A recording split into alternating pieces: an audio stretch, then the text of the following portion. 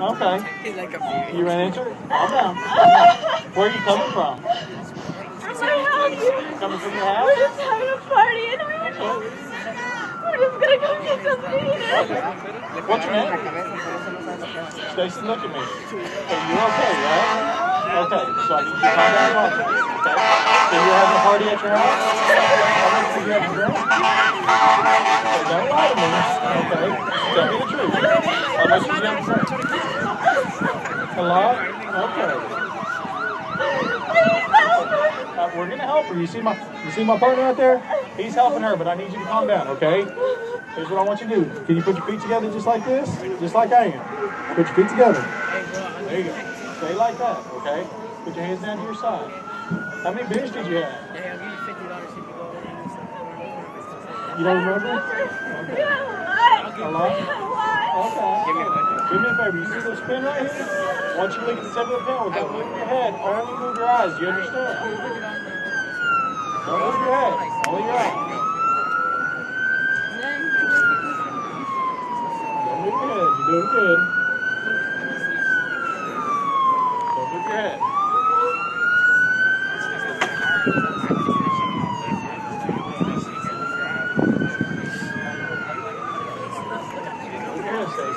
It's hard to understand. What kind of beer are you drinking? Anything you can get your hands on? Okay.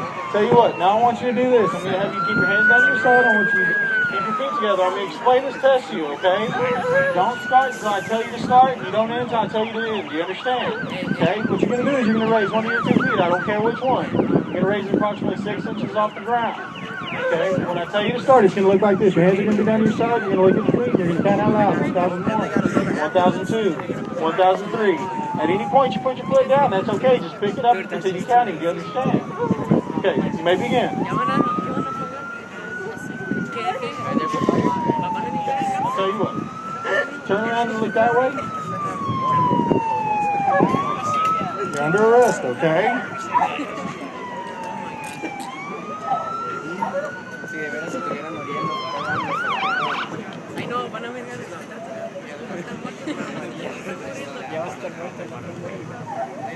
That's my police car.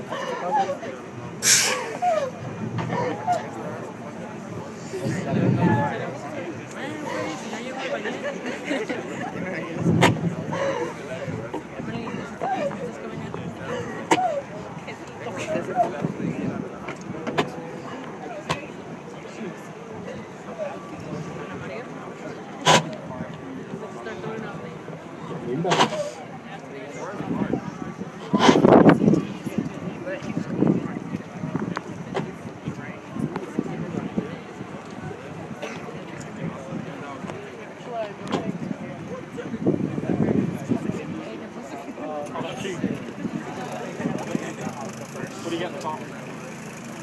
We have 2 injured personnel, firefighters, first responders. We have hospital. You tell the status.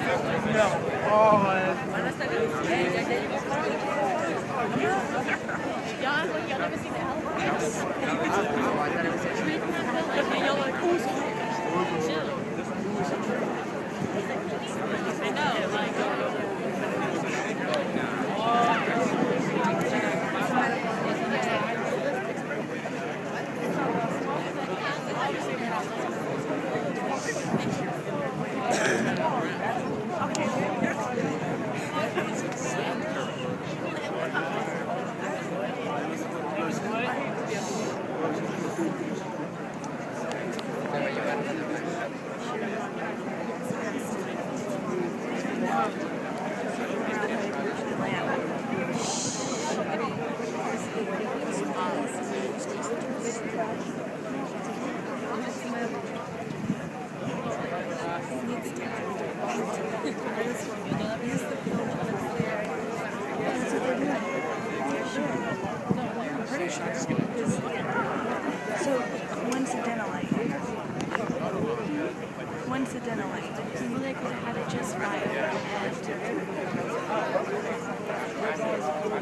Why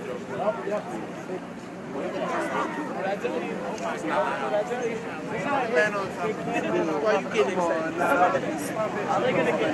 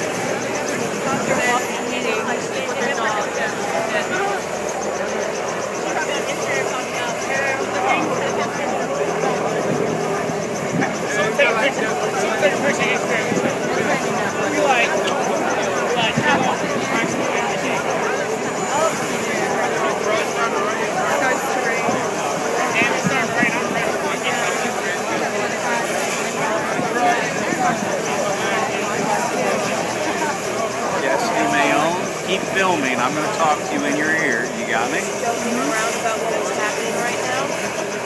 Pardon? Joking around about what's happening. I feel like fire this whole time. Even though I That's told you that it's Stop and listen, because I'm the one talking right now. Two wrongs don't make a right, so I will deal with Alex, but that does not give you the right to go up to him and hit him. Okay? How stupid, negative things happen. So,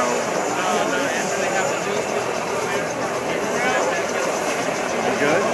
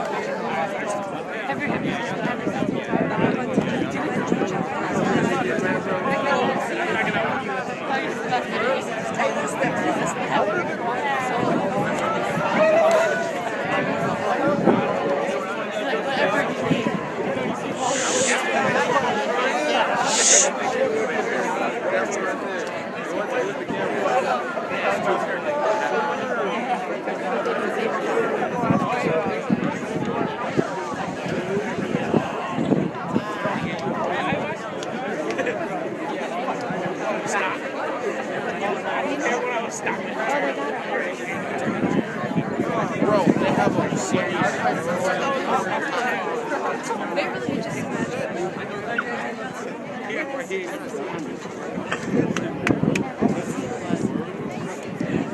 What are you doing?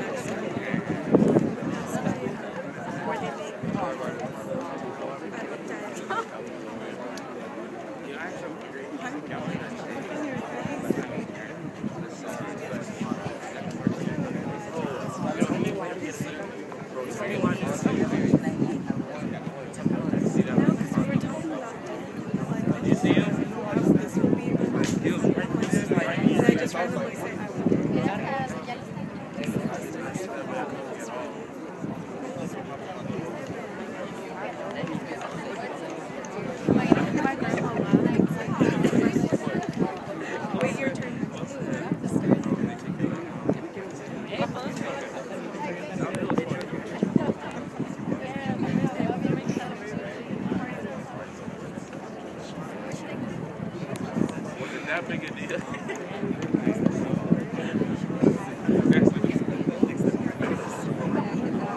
Oh my God, he's big.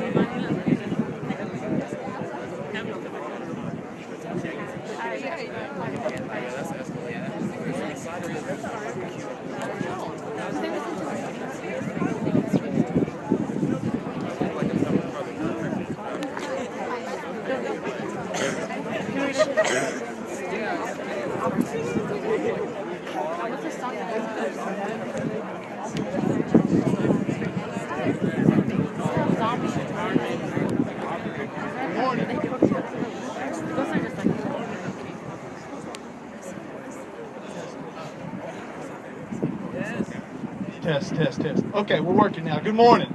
Morning.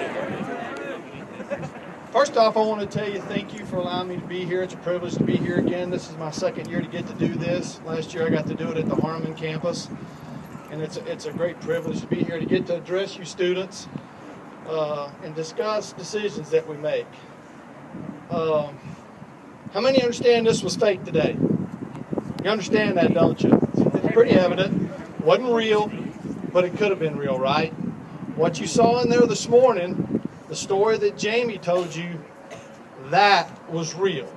No make-believe to that. You can look at her and tell that's all real. And all of that was caused by a decision that she made. The decision to get behind the wheel of a car, to text while driving.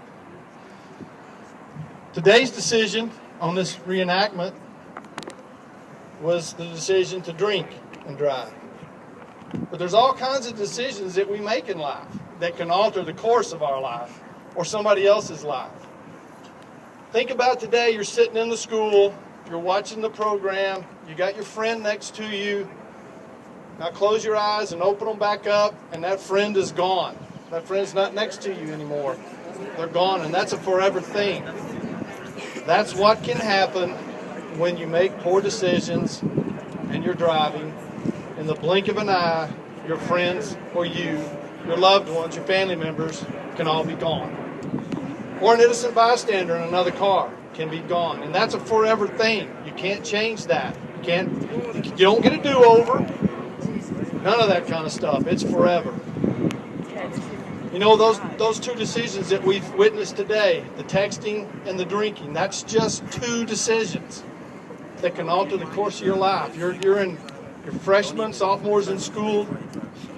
You got your whole life ahead of you. You're probably thinking about, you know, what am I going to do with my life when I graduate from Louisville High School? And by the way, I'm a 74 graduate of Louisville High School. I just told you how old I am. I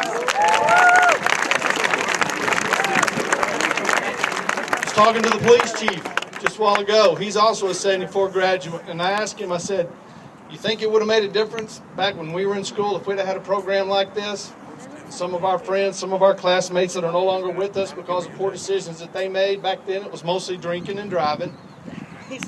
Some drug use, poor choices that some of our classmates made and are no longer with us today. Do you think this would have made a difference? There's no way to quantify that. There's no way to know. But I like to think that a program like this will make a difference in some of your lives and will help you when you're faced with those opportunities to have to make a decision, that you will hopefully think yourself through it and make the right one. You know, I headed down a direction here. I was going to talk about some of the other decisions that we can make. And it can be something as simple as I'm driving the car and I'm busy messing with my navigation system, or I'm trying to find the right music on the radio. It doesn't have to be drinking. It doesn't have to be texting or phone use. There's a lot of things that can distract us. But those distractions, in the blink of an eye, can cost you or can cost someone else. Spend your life totally in a different direction than what you had planned.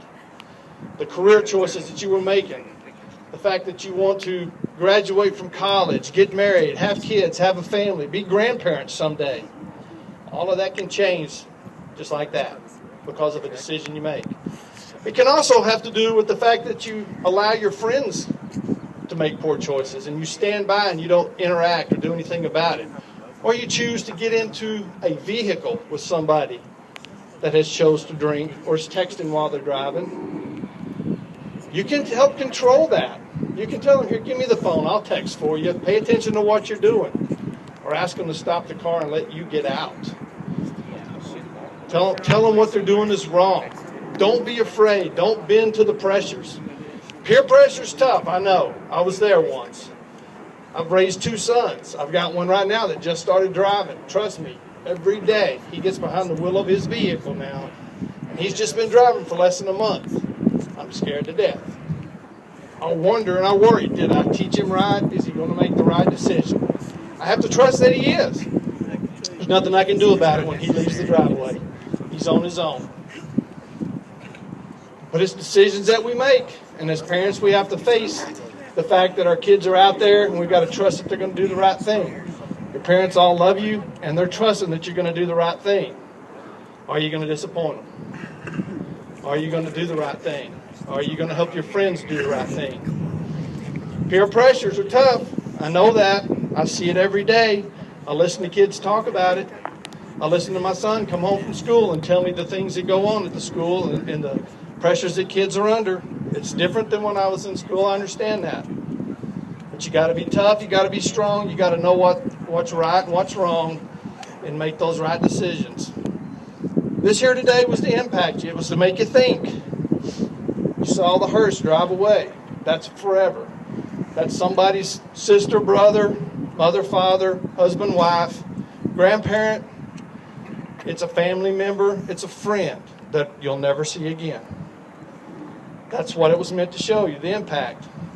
The one that was taken away by helicopter. Who knows what their life's going to be like now? How bad were they injured? We don't know. You saw Jamie today. Is her life impacted for the rest of her life? Never be normal again, as she knew it. Now she'll get to some semblance of normalcy. She'll get her life on track, and she's doing great things. She's out telling her story. I got to tell you, I was watching the video, and as a fireman, I'm watching that video. I'm watching that car burn, and I'm sitting there thinking to myself, I can hear her screaming over the video, the voice video. And I'm thinking, how is she still alive? Because obviously there's a lot of fire, there's a lot of heat. You saw the burn she had. She even told you her hair was catching fire, and she was trying to put her hair out. Me as a fireman, I'm thinking, why is she not already dead? She's got to be breathing because she's screaming. She ought to be sucking in hot air and smoke. It already ought to sear her lungs. She ought to already be dead. She wasn't. She was meant to be here today. She told you that. There's a reason she was alive. There's a reason she survived that. She was meant to be here today to share that story and impact your lives, to help you through the rest of your life, hopefully make those right decisions. I want you to go home and think about it. Reflect on what you saw. Reflect on the fact that this could have been real. This wasn't, but I guarantee you somewhere in America today, right now, this incident is playing out on the streets of any town, USA, for real. There are policemen and firemen working to save somebody's life, cutting them out of a car, trying to get them to the hospital, but there's also a hearse pulling up somewhere and taking somebody away that's forever gone. It happens every day in any town, USA. Happens right here in Louisville, Texas. We don't like it, but it's the way it is. We just hope that when you kids get behind the wheel of a car, and you get in a car with somebody else that's driving, you're making those right decisions, and we never have to see you. You know, they say a fireman's good day is your worst day. That means something bad has happened, and we're coming to hopefully spend your day back on track and make your day better, do our job, help you out, put your house fire out, cut you out of a car, hopefully take care of you, get to the hospital, they can bandage you and put you back together. That's our best day because that's what we enjoy doing, helping people. When we're not busy, we're not happy. That's kind of bad to say and cold to say, but that's the way it is with firemen. We like going out and helping people. What I like to ask of you all, though, is to make the right decisions and don't give us that good day. Because if you're not giving us a good day, that means you're staying safe, you're making the right choices, you're going to go home to your families, you're going to grow up, and someday somebody's going to be standing here where I'm at. You're going to be the police chief of the fire, or the fire chief of the fire department, or the police chief of the police department, or any number of roles in this community. And you're going to be here hopefully someday talking to students and hopefully keeping them on track and helping them make the right decisions. I heard your principal say this is a day of reflection. I want you to think about it. She wants you to think about it. Have a good day. Take in what you've learned today, what you've heard, what you saw. Learn from this, reflect, and y'all are going to talk about it some more later, I'm sure. Thank you for letting us be a part of this today. Have a great day.